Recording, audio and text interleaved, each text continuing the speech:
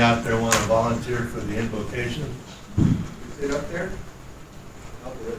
It's up there. You got it? I'll do it. All right.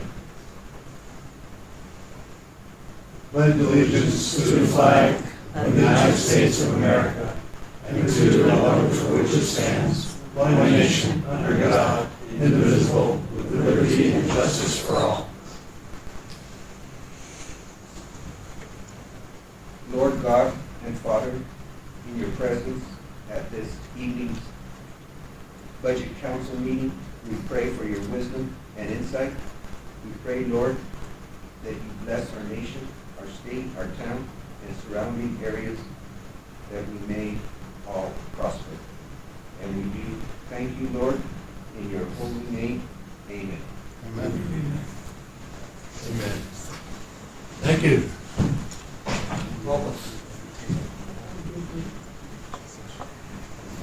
Okay, roll call.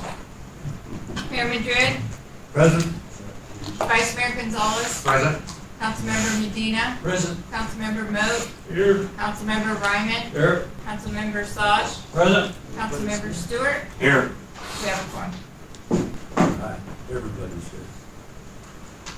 Okay, go down to item 4, consent agenda. All items listed below are considered consent calendar items and may be approved by a single motion unless removed at the request of a council member for further discussion/action. Other items on the agenda may be added to the consent calendar and approved under one single motion. Go on down to 4A, consideration of possible action to approve the council minutes of November 24, 2025. 4B, consideration and possible action to approve the town of Miami payroll for November 23, $99,596.26. And item 4C, consideration and possible action to approve amendment number 2 to intergovernmental agreement number 091423 between Healy County and the town of Miami for fuel purchases. Mayor, Yes. I'd like to make a motion to approve consent agenda items 4A, 4B, and 4C as stated. Second. Okay, Councilman Sash, motion to approve. Councilman Ryman seconded. All in favor say aye. Aye. All opposed nay. The ayes have it. Okay, item 5, committee reports and general demands. 5A, consideration of possible action to approve the general demands for November 14th through November 27th, 2025 for $136,697.74. Call for motion. Mayor, I make a motion to approve committee reports and general demands 5A as stated. Second. Hey, Councilman Sash made a motion to approve. Councilman Stewart seconded. All in favor say aye. Aye. All opposed, nay. The ayes have it. Item 6, reports and recognition. Town manager report. Alexis. Good evening, Mayor and Council. First, I need to apologize for the late change on the report. I found some writing errors, and my apologies on that. First, I want to talk about the USDA grant in NRCS. December 1st, we got a meeting with the administration from USDA, and Wilson Company was part of that conversation regarding to our application. We eventually went to the Bloody Tank Creek to identify the areas that we want to design the necessary basins for retention of debris and water flow.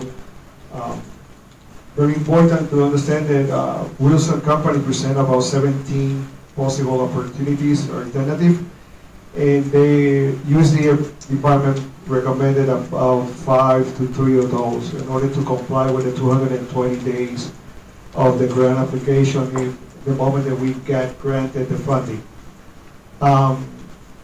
We receive a positive response on the buyout program. That's for the properties that we understand are in the dangerous in any kind of future flooding and the basins that we have in Adonis area. They're gonna be sending more information how to start the process, the phase one, and then eventually we're gonna be including our lawyer for the legal aspect of those properties.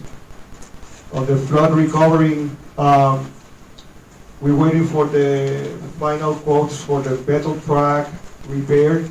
As you know, it was affected by the flood on September 25th. We received at least one. We're supposed to be receiving the final two this week. And we want to award that project before the 2025 conclude. In front of you, we received today the proposal budget for the request of funding to FEMA for the repair of the roads, sidewalks, wall retention, relocation of some sewer areas, and earthwork for the town, and it's $29.5 million. Understand that this project is necessary to be done due to the damages that we received during the September and October flooding event. And we anticipate a positive communication from FEMA tomorrow. That's part of the report. We're going to have a meeting at 1 o'clock with the office of Mark Kelly and the assistant director from FEMA via Zoom. And we anticipate to present this petition on funding at the same time the declaration of the emergency at the federal level. Moving forward, we have past Thursday a meeting with the administration for the police department to identify the equipment, the infrastructure that we want to put in place for the incoming grant cycle on 2026. Next Wednesday, the town of Miami is going to be presenting the WIFA grant in front of the board in the amount of $78,827, combined with the grant from FMI. The total is $157,654 to be utilized for the sewer system line study. Today,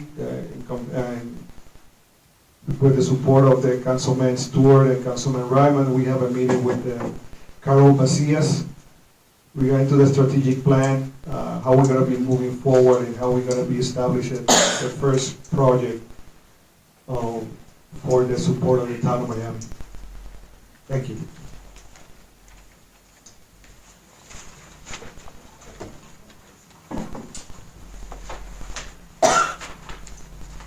Okay, 6B, current event summary by yours truly. I want to start with some comments that several of our citizens here in Miami have been talking about their concerns on these houses up on the Bright program that we're trying to dismantle and get rid of. They're really worried about fires happening there and crime and you name it. Things can happen, and we need to clean that up. And I would fancy that when you talk about fire, then you consider what we had in California, Palisade. They lost all their houses on a windy, stormy day, and I think we should really take a hard look at this and announce it an emergency sort of program as well. And we'll put the resources together to do what we've got to do, but we've got to get it going. It's just as important. That's what we're working on the flood. And, jump from there, annual Vandal Christmas event. And thank everybody that showed up over there. We had a really good program going. And the Miami Sports Hall of Fame, Miami High School Alumni Association supports the Miami High School students. And that's really what this was all about, toys and clothing and so forth, donations for the students. So I want to thank them, and Christine, she did a great job with taking care of the kitchen and getting things all ready to go. And then we'll jump over to Miami Flats, Cowboy Christmas event. Gary Wilson, I don't think he's here tonight, but we can really give him a lot of thanks too, because it went really well. There was a lot of people here, good turnout. So a little applause to all of them, please.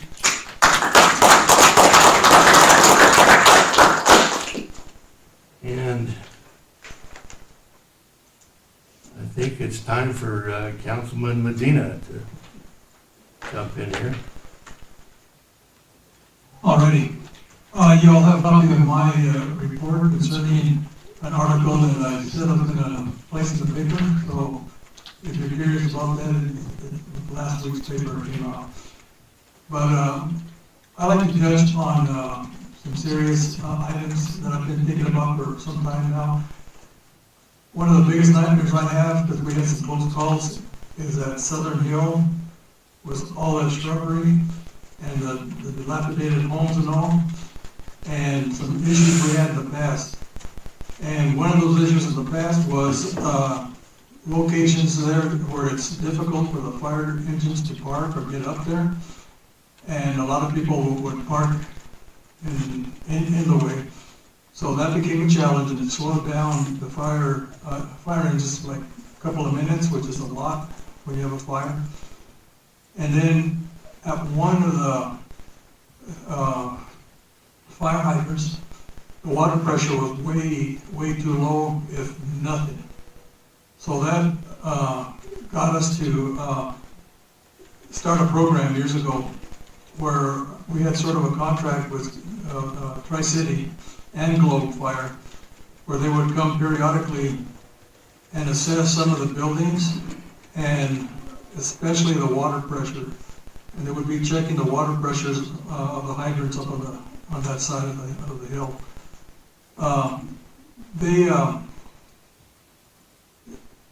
They brought to mind, I was involved up here at the mine with water distribution.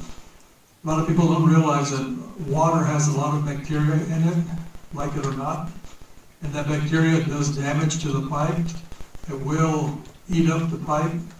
And a lot of these businesses and buildings that used to have water sprays, if you notice, they don't really have them anymore because the water that was in there would rot the pipe and it wouldn't work. So most buildings will have an entrance on the side of the building that says fire department on it.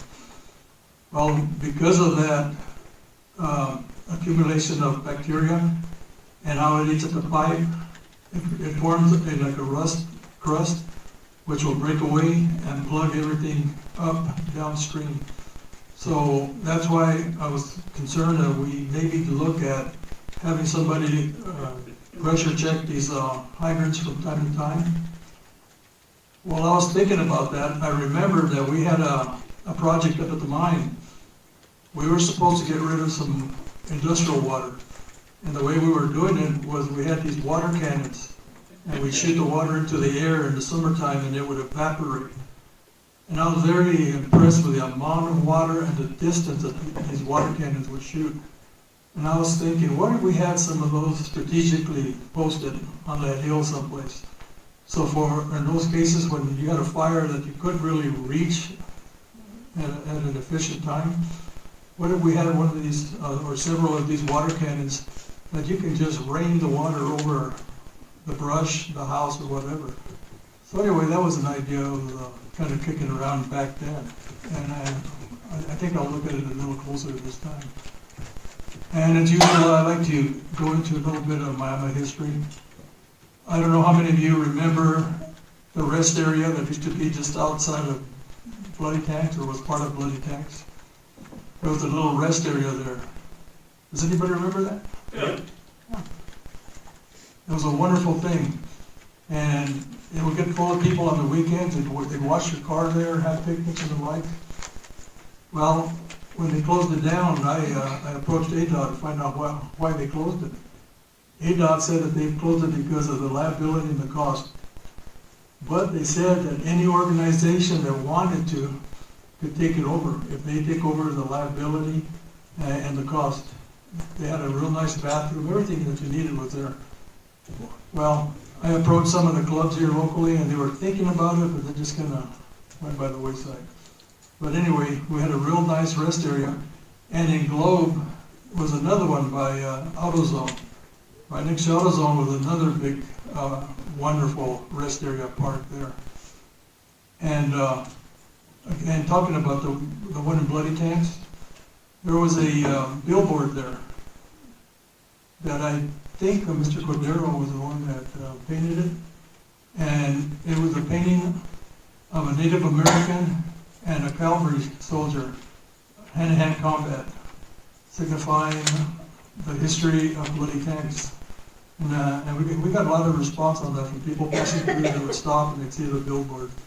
So again, a little bit of my history that I like to kick around. So anyway, I could keep you here all night. Thank you. I'd like to make a comment on that. Chris Ellsworth also touched up that mural on the sign there. He was a great artist. Did he touched it up or did he? He redid it. Oh, he did. There was two of them there actually. Mhm. One faded out, he redid the second one. Cool. Miami history. Okay. Jump over to 9A. New business. Information, discussion. Mayor?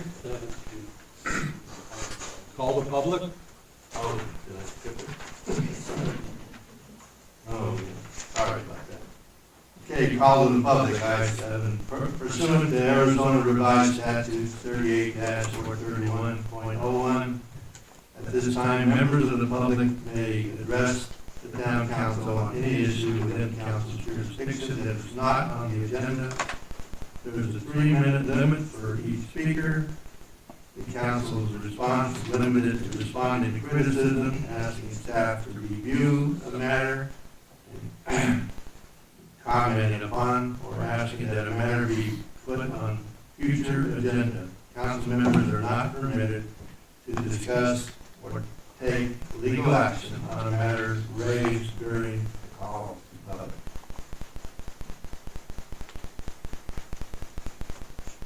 Anybody out there want to go to the podium? Okay, I guess we'll move on to that one. Item 8, unfinished business, nothing there. Item 9, the new business, where I was a second ago. 9A, discussion and possible action, consideration, possible approval of agreement to provide services Wilson and Company pursuant to a cooperative purchasing contract, task order number 2, post-flood grant assistance services. I got some comments to make on that. I read through their proposal, and it's clear to us that their proposal is based on just helping us with the grant applications, giving us the kind of power from an engineering and a cost standpoint to make a good impression and get the grants. So that's a good thing we need to do. We propose to provide necessary services to complete grant applications that will help the town secure funding. Their cost to do this service for us is not to exceed $80,729. And the duration of this is 6 months, beginning upon receipt of a notice to proceed, expected November 25th, This letter was written back in November 12th. So, and I got a few more comments here on the scope of services. I looked at that, and the services are really clear. I mean, they've done a good job of laying it out. The first one is conceptual design of proposed improvements to be included in the grant submission. Conceptual design is a very early architectural rendering. Sometimes it's pretty conceptual to begin with. Preliminary cost estimates associated with proposed improvements. That would probably drop in the order of magnitude type estimate. That's plus or minus 50%. Then you add 20, 30% contingency on top of that. So that's what this is all about. Project management was exactly what we were pursuing with the restart. Yeah. And there's a table here that I was looking at that had all the manpower, man hours and manpower. And there's 432 man hours total for them to complete their scope of work here on this document. And when you consider that and a 6-month schedule, that's equivalent to 72 man hours a month. And I can't picture how you can get 72 man hours of progress a month. There's something about that. Maybe Alexis, you know more about what they're trying to convey here, but it doesn't look right to me. It kind of worries me because I've done this in my life, and I know when you have engineering houses and construction houses that are getting a lot of work and their resources are getting really thin, they start working on those that are more important to them. And I don't know how to read this, to tell you the truth. And I'm the one that has to sign it. I want to hear whatever the rest of the councilmen might have to say. You know, at the bottom of this, it says the following services are excluded from the scope of work.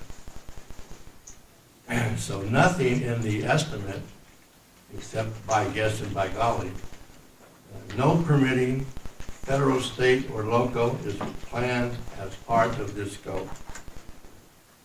Second one is no environmental, archaeological, or cultural investigations and or permitting.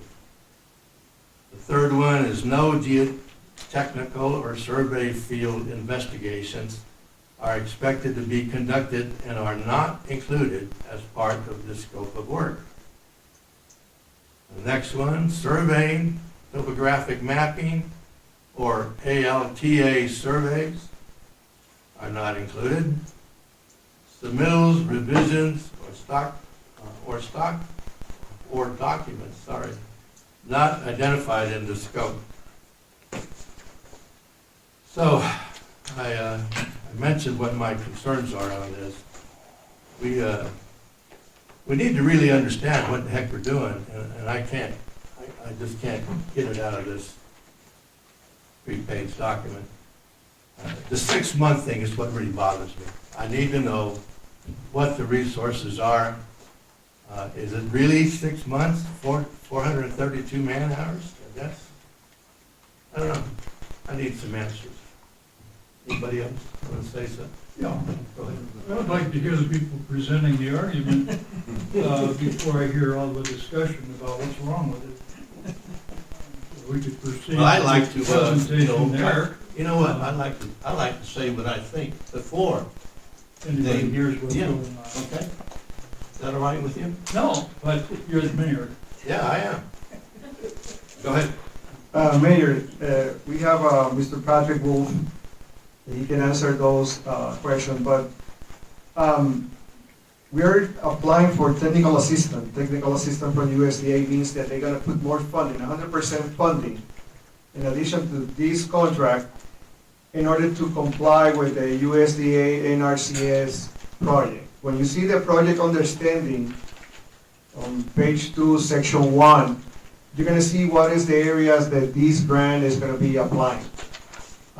And the agency that are gonna be involved on this project, if everybody remember, when Flagstaff have their flooding fire, after the fire, they receive $135 million to mitigate the flooding and make the necessary adjustments to save the Flagstaff area. That's the same element that we're doing here. When you see that those fees on page 3, those are going to be covered by the technical assistance from USDA. In addition, the town of Miami is putting a 20% in kind in the cost of the grant and in the information that is required. I'm going to pass the microphone to Mr. Wolf that they can apply, clarify all those elements for you. Yeah, thank you, Mr. Mayor and the board. As far as staff allocations, we have a deadline with NRCS of January 12th, and I'm going to have my EITs help on this conceptual design. It's more design than you would think. We wanted to get the grading limits and how much cut, how much fill, where are the utilities to help with that grant application. And in just preparation with our meeting with NRCS last week, we developed 17 alternatives that we wanted to talk about with them in the field to get their, boots on the ground feedback to know which ones we can include and which ones are the most viable. He gave us some good suggestions, and now we have to go back and evaluate our alternatives and then determine what the effects are downstream for that specific grant. That's the one that's January 12th. He also indicated that there's this other grant, this long-term grant, and get some of these alternatives included, like the railroad channel. That's a 7-year grant that we're gonna help apply for. So that's a separate grant, and then you have U.S. Forest Service, the Good Neighbor Grant, and possibly some ADOT grants that might be feasible. So to date, my EITs have already spent 80 hours developing those other alternatives. I spent about 48, and that included coming out here twice.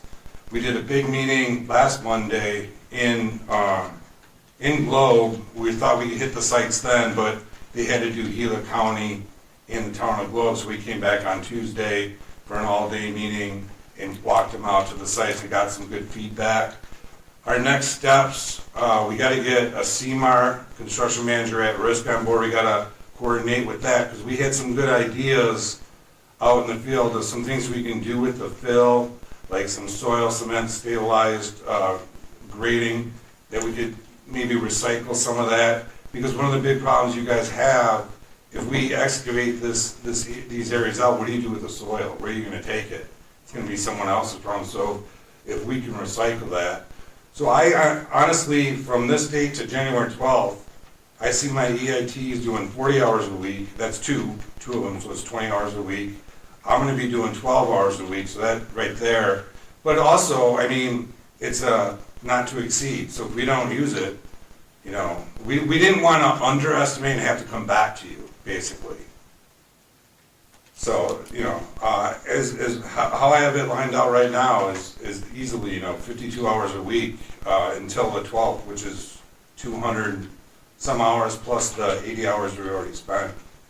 Well, I like that a lot better than what I read on this, especially the 6 months. That's what got me wondering what the heck is going on. Mm-hmm.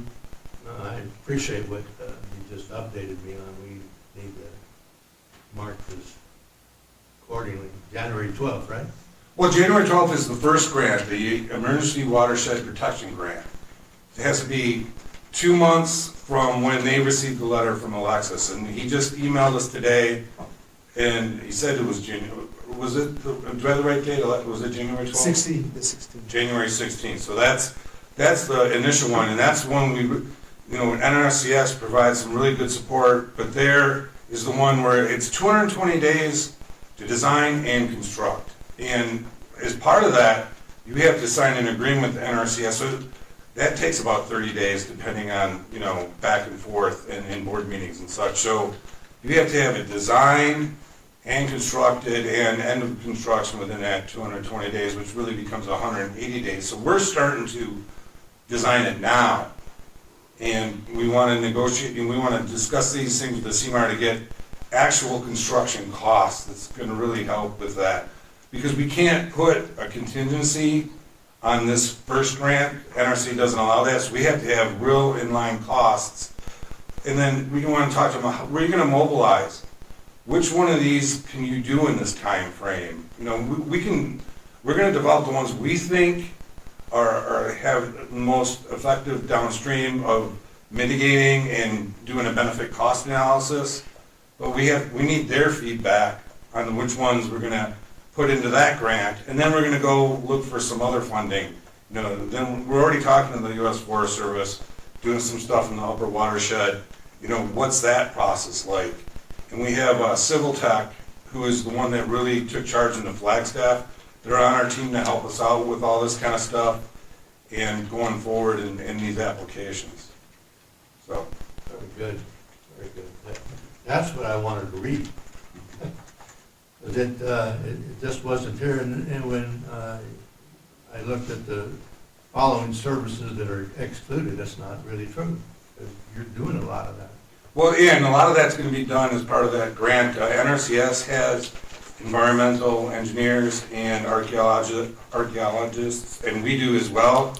And they both are going to look at that, as well as additional survey. We already have some pretty good survey that we did as part of the Bloody Tanks.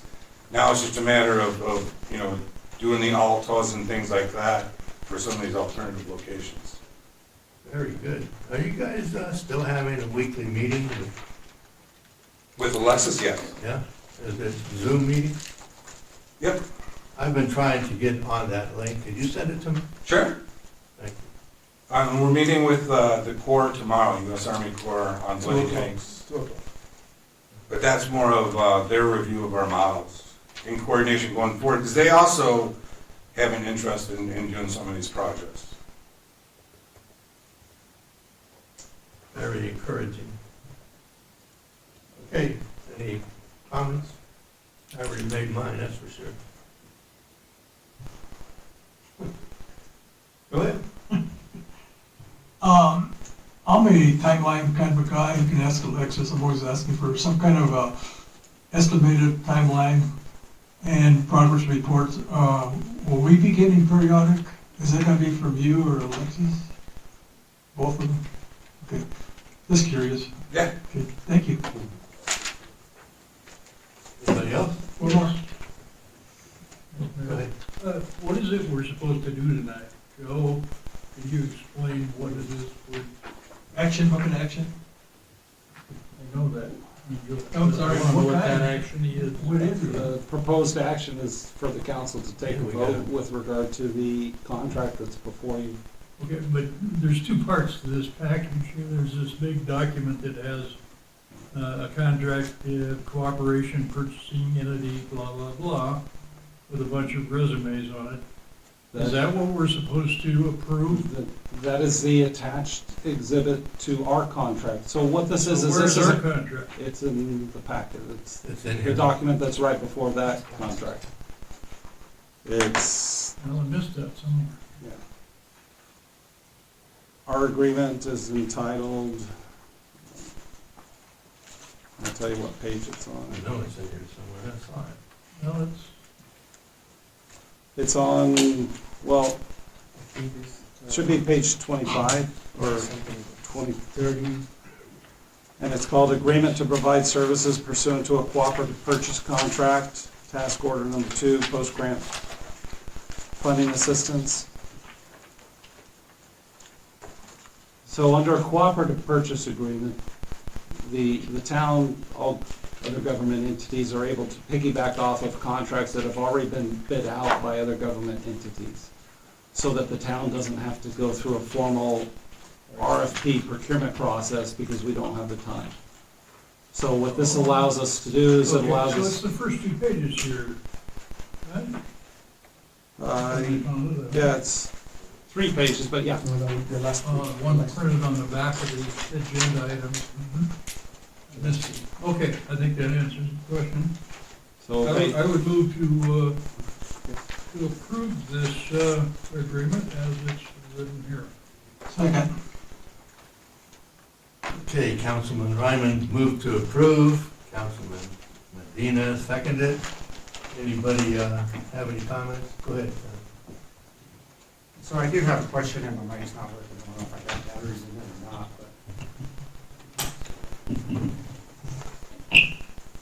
but. So I do have a question. So on your services that you're providing, and the data that you're gonna be collecting and submitting for these grants, how long is that valid for? Is it valid for a year with the information that you're getting for these grants? Or do we have to go, yearly to get some of these grants that come through NRCS or ADOT? Well, yeah, with the NRCS, that first EWP grant, that January is our deadline, then that's it. That's for emergency water protection. Now, the other long grant they have, that's a 7-year grant process. So once and there's certain steps you gotta do as you go through that, but you don't have to resubmit that one. And, as far as the other, like the U.S. Forest Service Good Neighbor grant, we're starting to look into that one. But they all have their timeline, and that's the thing, you gotta meet those timelines. You can't resubmit. So that's why I know when we had that big meeting up in Superior, a lot of concerns were construction companies coming out here and doing the work. That's why we've already been talking to one that's done a lot of these kind of projects. They were the main ones in Flagstaff. We asked them, are you willing to do this in this area? Of course they are. They have a good record. Everyone that I've talked to that's worked with them has said nothing but glowing things. And so that's one of the things, is the next step is to try to get them on board to help us get some real inline costs. And they have the experience of getting these things done within that time. Of glowing and glowing, here's the ones we're gonna do, mobilize as soon as you can, and just start constructing. I still have another question. So some of these grants, of course, are very competitive, and, we may get them, we may not get them. And so going back to my first initial question is, how long is that data going to be that you're collecting and that you're going to provide for us as a service? How long is that good for before we have to reapply? Because if we don't get it the first round, there's the next round, next year. How long does that provide for us for the Well, services? we may have to update some minor things, especially like the FEMA grants, but I think all our modeling information will be good. And, we might need some additional survey, maybe if there's any major changes or developments.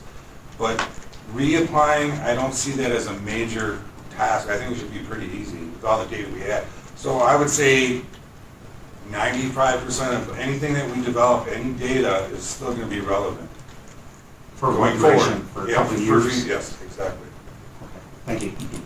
So I think I heard that Wilson works a lot with contractors, and they're involved with the engineering. They're looking at constructability and bringing it all together. Yes. I love that part. Thank you. Anybody else? So I assume what we're doing here, Alexis, Joe, is voting to approve the proposal for 80,000 and whatever the number was. Is that what we're doing here? Yes, the contract.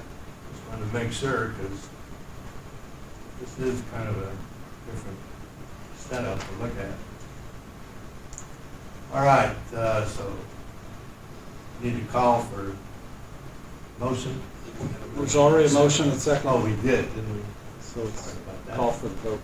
All right, we'll start with those in favor say aye. Aye. Those against it, nay. The ayes have it. Thank you. Thank Thank you. you, thank you. Thank you a lot.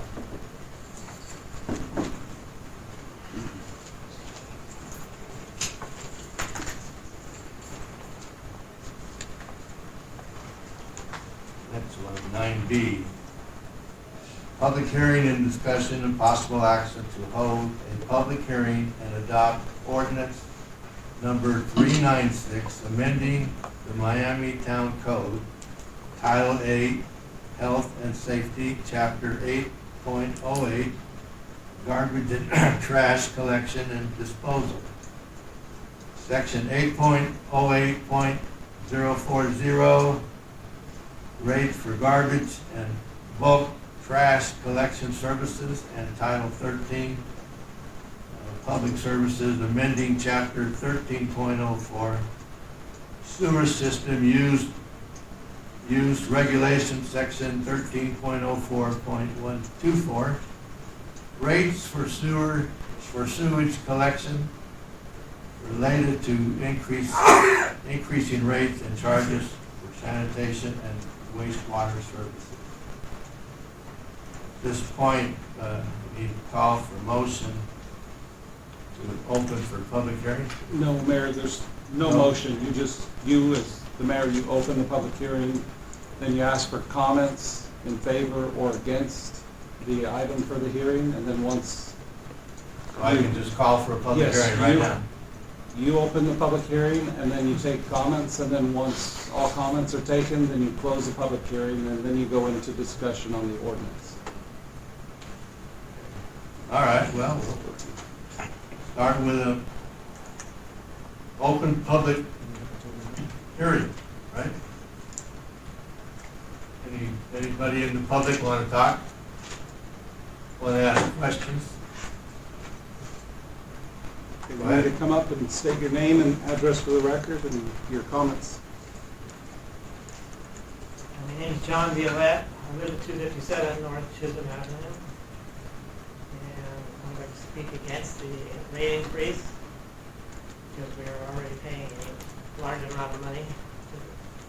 Having trouble hearing, can you speak into the mic, please? Okay, my name is John Violette. I live at 257 North Chisholm Avenue. And I want to speak against the rate increase because we already have one reason is because we already have a very large increase from what it used to be a long time ago.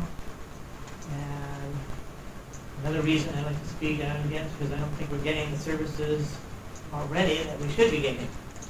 We're already paying a very high rate for this monthly charges, and there's things that's not being done. Like, for example, if you want to go up Chisholm Avenue, you can see big piles of rocks all over the place. Not all over the place, but there's a lot of big piles of rocks. And rocks left over from the last rain. That was 8 weeks ago, and they haven't been cleaned up. In case you don't know, whenever it rains, especially when we get big heavy flood, Chisholm comes, water comes shooting down Chisholm like a river, and moves all kinds of big rocks around and leaves them all over the road. And that's supposed to be cleaned up by the town of Miami without anybody having to make a complaint or a request. It's supposed to be cleaned up. And yet here we are, like 8 weeks since the last flood. And I see there's rocks in the streets, there's rocks, piles of rocks around the streets. It's ridiculous. And no one's going to tell me that they don't know that the rocks are there, because I've seen town of Miami vehicles go up and down the street plenty of times in the last 8 weeks. And they're not hidden, they're right there, they're playing, so something's not getting done. And this is not the first time this has happened. For some reason, Chisholm Avenue suffers from neglect. And I've lived in Chisholm Avenue for 25 years.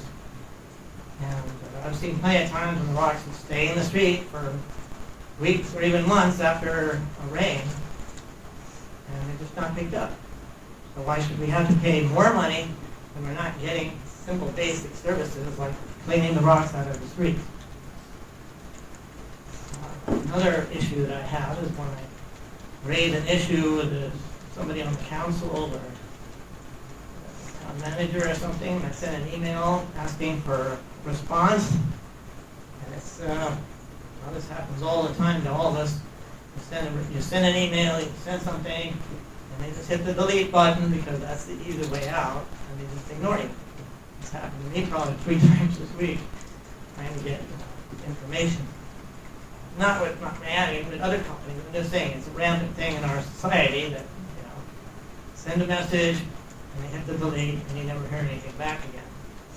If we're paying these high rates, and they want to raise the rates even more, I don't think that anybody should be hitting the delete button. I mean, I wouldn't be offended if someone responded back and said, sorry, I can't help you, or something like that. But when I send an email, and this has happened to me on more than one occasion, I send an email, and nothing ever comes back. So obviously, people are wearing out the delete button again. I don't think that's right.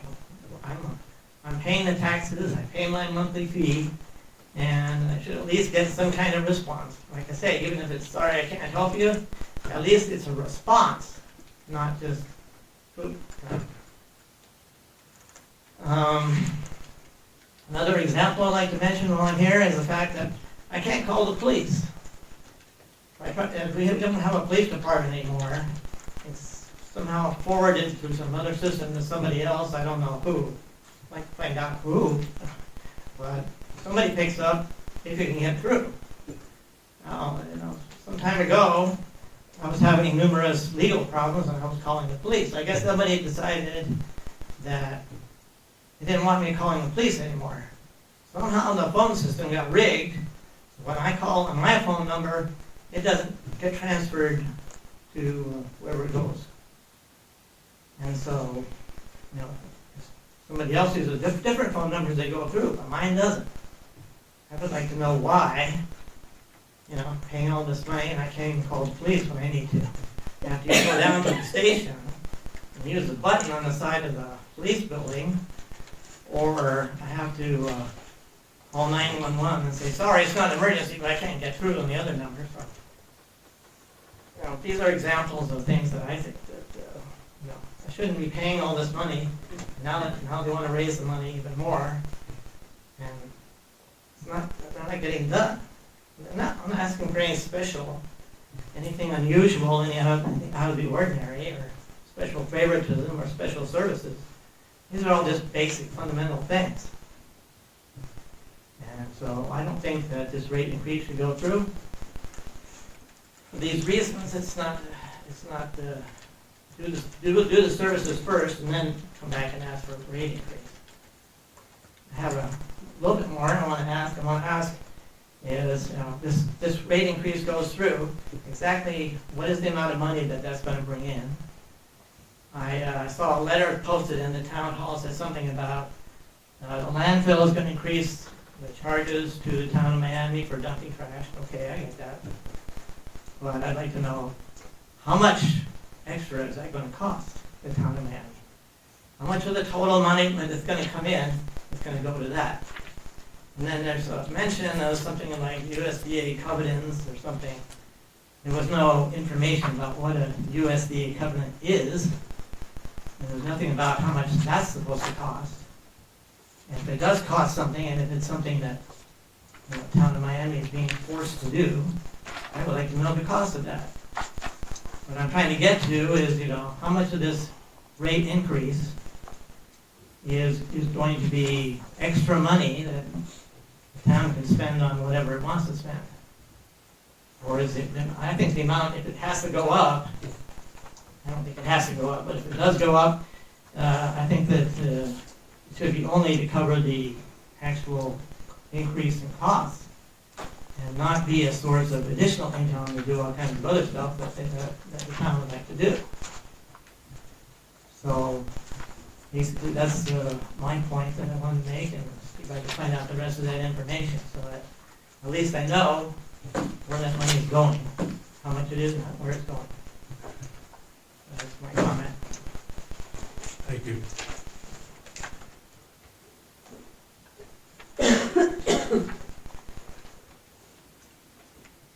Good evening, Council. This is an issue that I've never witnessed anything other than private trash. So that it was kind of an experiment for us to see how it worked through the system. I don't think that it should be raised based on two things. The service is rendered. Many times I'm driving home and there's garbage all over my driveway, half full garbage cans, whatever was left over. And one day we were doing work and my ring camera popped up on my phone and I saw multiple gentlemen digging through my garbage. I understand that once it hits the curb, that's for a game, but I don't want to pay more for people to look at my trash. And that's kind of just my two issues. Thank you. Thank you. Everybody else? Mayor, council members, Chief Fernandez. Sir, I will be more than happy to provide you the police phone number and the emergency one as well after the meeting. So, thank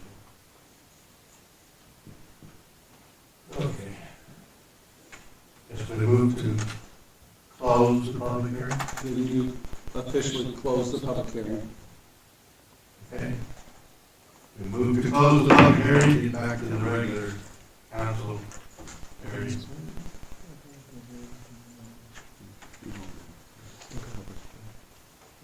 Any comments, guys, on the cost of all of this? Good question. If I heard the gentleman correctly, he was saying something about rocks in the road and the like that needed to be cleaned up. Does that fall under the, that's a totally different subject. This is about trash fees and sewer fees. Right. And then, we've gone through this before many times.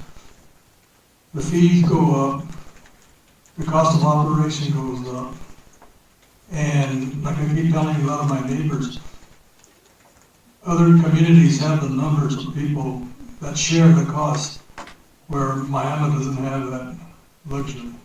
We have a set number of residents and have to distribute the cost to that amount of people, which isn't cheap.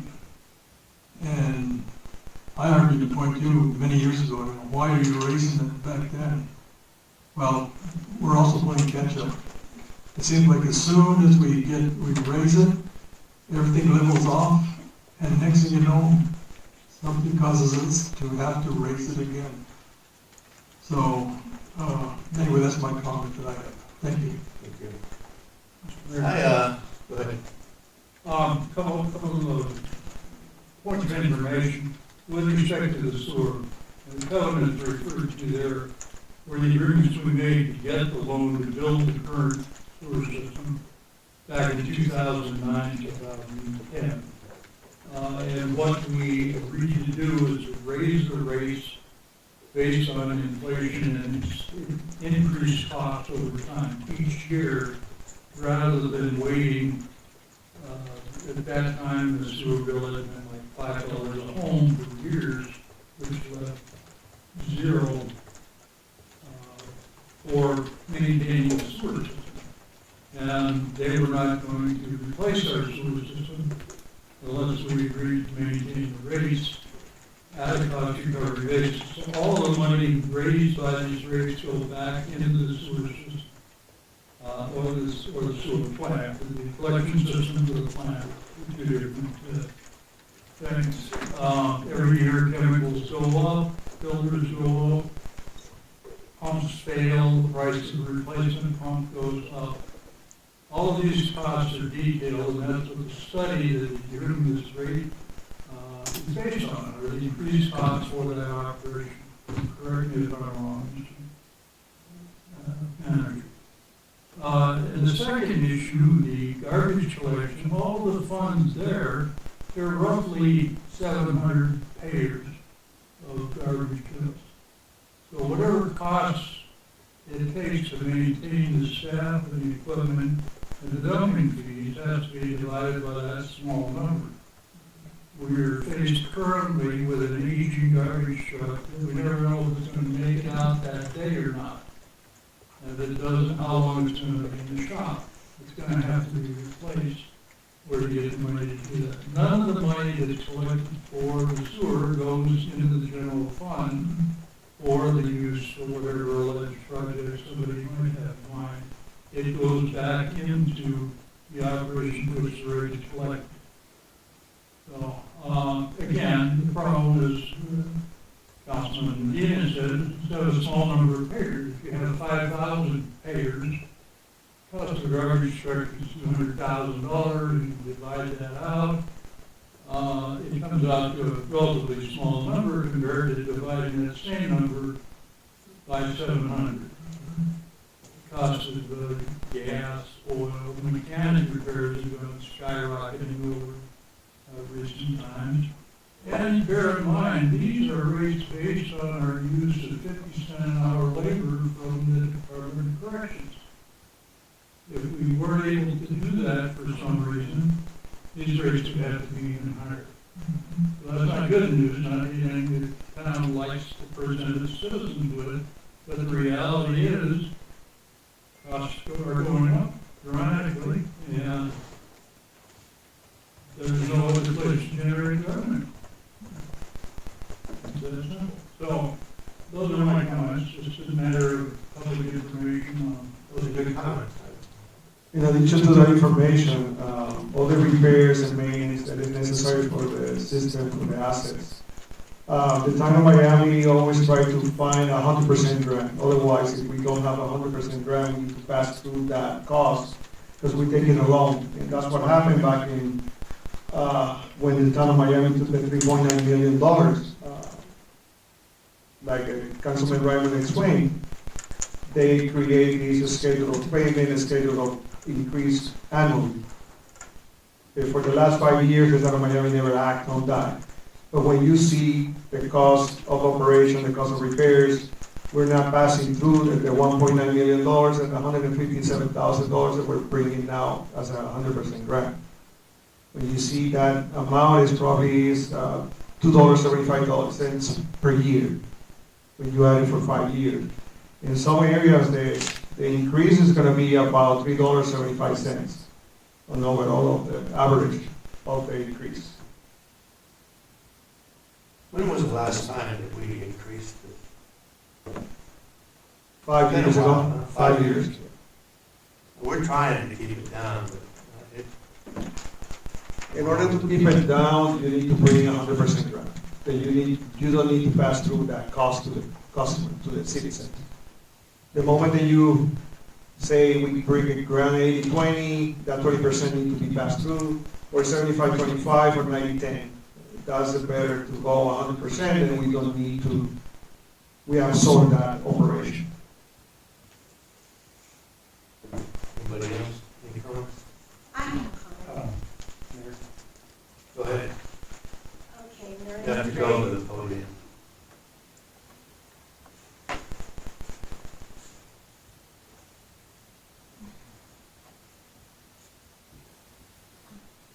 Mayor and Council, Noreen Prater, 1338 Turner Street.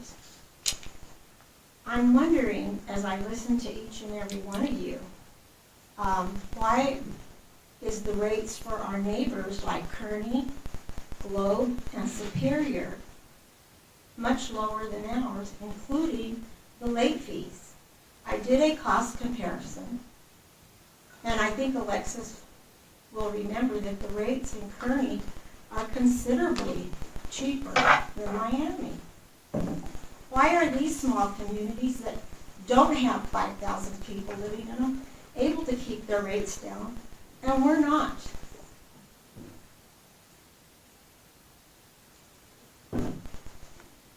Mr. Mayor, but respond to that.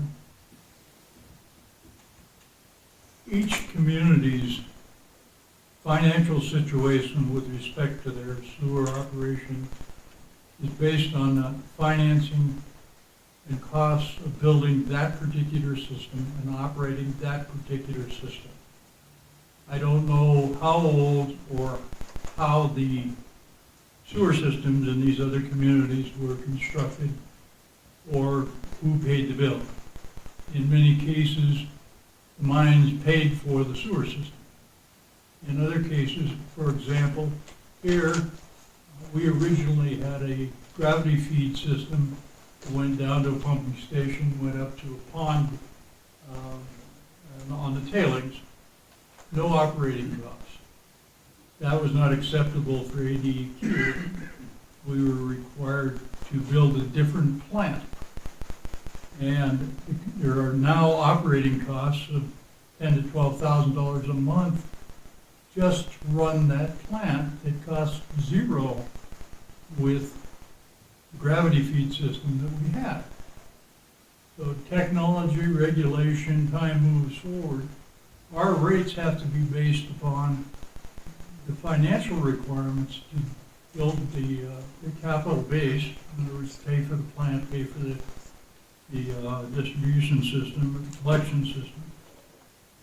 We're lucky that we didn't have to pay the full boat. We got an 80-20 loan for the collection system.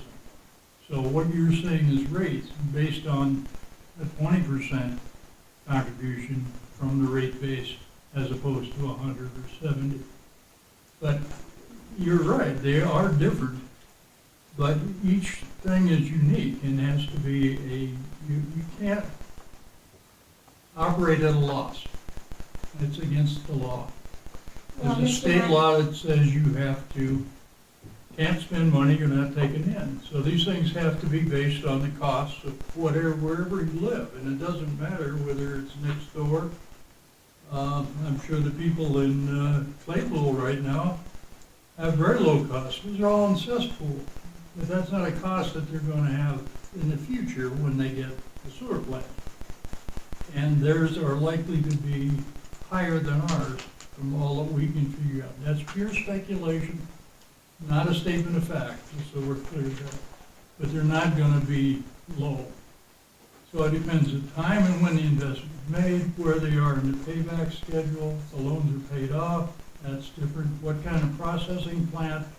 We have a lift station. Our electrical bill for the lift station is several $1,000s a month there.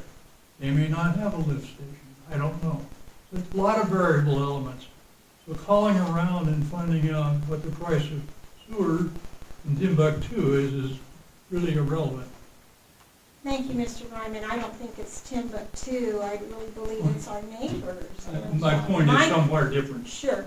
And I was looking at all my utility bills, and my garbage and sewer fees are higher than most of my utility bills. And it is a hardship. And I'm asking the council to take a little more time to consider the possible action that you're seeking. And you're right, Mr. Ryman. Back in the day, the mines did pay for our garbage and sewer. Yes, they did. And that is no more. So, okay, thank you. Thank you. Mayor? Yes. Alexis, so you were saying that it was 5 years on the last increase. And so we're looking at roughly, what, a 10% increase on this? Is that what we're looking at? Yes. So is it possible, instead of having a 10%, if we do a yearly increase to keep up the cost of the 2%, it wouldn't be that much of a significant difference than what we're facing right now, which is 10%. If we do a 2% every year, it's going to be just small increments instead of a bigger one. So in the future, is it possible to, have a schedule of what every year to have that increase so it's so minimal and it doesn't really hurt too much? That's correct. And we have actually a schedule that was presented by USDA. When the town took the loan, they present the study how it's going to be incrementing annually. And it's still existing. So we can use that then and that's part of the loan that we got through WIFA that we have, or USDA, to keep the cost up for repairs or pumps going out or issues that you have. Okay. Yes.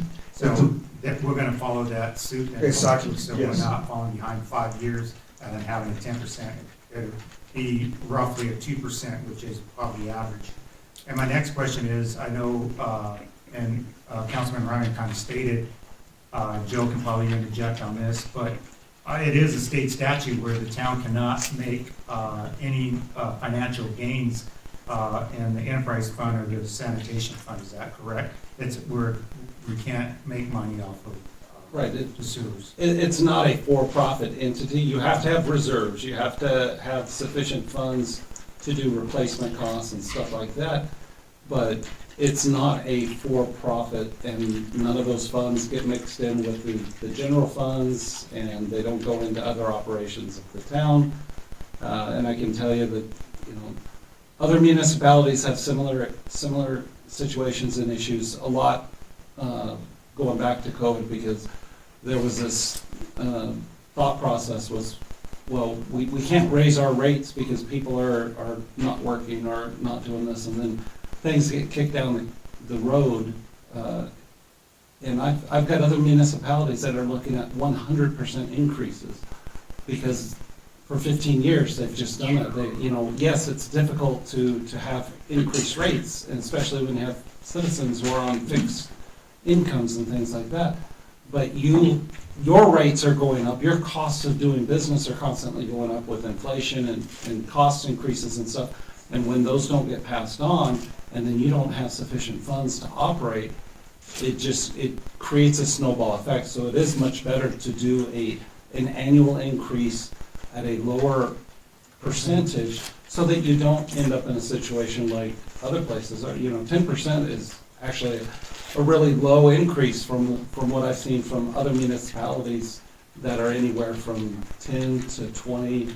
And like I said, I've got one that is looking at a potential 100% increase just to bring up their rates to an operational level to where they can get additional WIFA funding. Thank you, Jeff. Mayor? So I got a question for you then. If you ever have a situation where there is more funds in there than are needed, can the rates be held till the next year to do a rate increase? How do you, I'm not saying it's positive, but it could happen that our costs that we're bringing in end up being more than what the cost is to run it. And you're supposed to. You're supposed to have reserves. You It's an need to enterprise have. fund, right? Yeah, it's an enterprise fund. You need, what you're collecting should be more than just your operational costs, because if you don't, then you don't have funds to replace infrastructure when that infrastructure breaks or when it needs replacement. So it's just like planning for and preparing for the future. You need to make sure that you have sufficient funds in there, because all of these pieces of equipment and the infrastructure, it all has a lifespan. Right. And so if you're not setting your rates at a rate to where you have sufficient funds to replace that equipment when it does need replacing or it does break, then where do you go for that? Then you're gonna have to go out and get additional funding, that's gonna cause rate issues as well. So it's not, what's being collected isn't just for operational costs. Sure. But yes, and there are times where if you do have a good year, you didn't have, you didn't have any unexpected repair costs, or you didn't have this, then you can always look and look at those rates, and you can make adjustments. Okay, so does the town have a cap on their reserve? Do they say, just dollar figures, when we hit a reserve of $200,000 and we haven't used it, then we don't need to collect anymore? You see what I'm saying? Well, that's typically done by your rate study, because they include what your costs for infrastructure and different things. So that's typically part of the analysis. Okay, thank you. Richard Huerta, class of 73. Instead of making excuses that the town of Miami doesn't have a railroad or an airport or flat land, or it doesn't have enough staff to handle the work that the town has, why don't you just start thinking about positive ways, which the strategic plan is trying to do, to generate those funds, instead of putting all the burden on these people like you have been for the last, I don't know how many years. It seems to be a practice that you guys want to stay with instead of getting off your chairs and putting your energy into this town and the people, not just one person. Put your energy and your thoughts on the people first. That's why it's important. Instead of making excuses and always being negative, when there's good ideas out there that are coming forward, but all we hear is excuses of why Miami can't go forward, take the burden off the people. Thank you.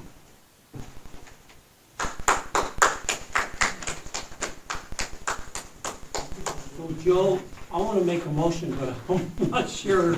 Do we just make a motion to adopt the ordinance number 396? Yes. Amending, okay, Mayor? Acknowledge me? I'd like to make a motion to adopt ordinance number 396, amending the Miami Town Code, Title 8, Health and Safety, as stated. Second. You're right, all of it. And then, Mayor, because this is an ordinance, you do a roll call vote. We need a roll call? Yes, for every ordinance, yes. Okay, I'll start. The clerk does the roll call. Okay. Let me get this ready here.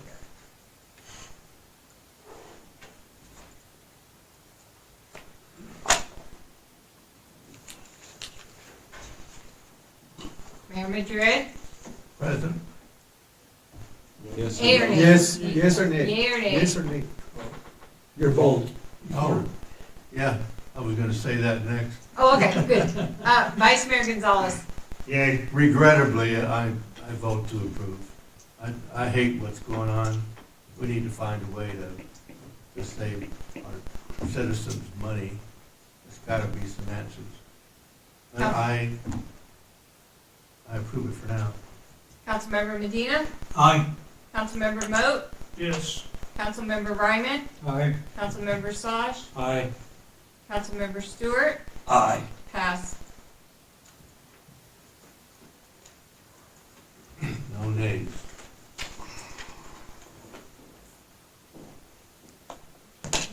All right. Moving on. To 9C, executive session.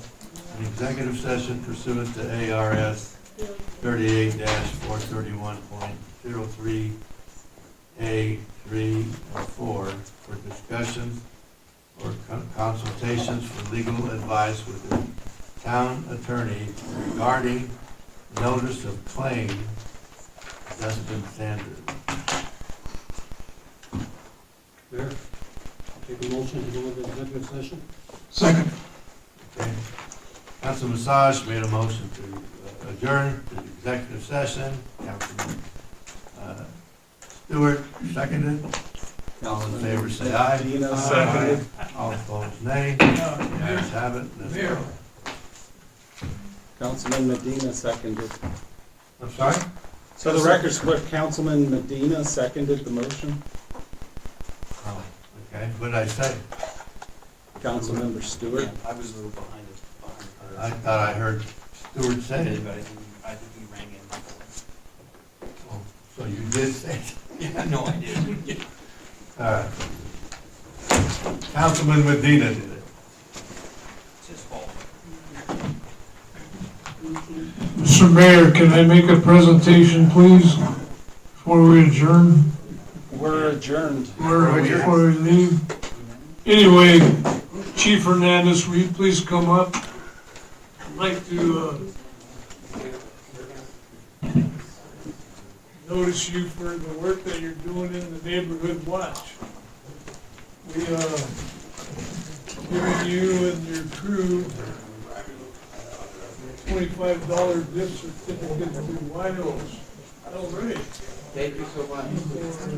Officer Hasler, Courtney, dispatcher, and you. Appreciate it.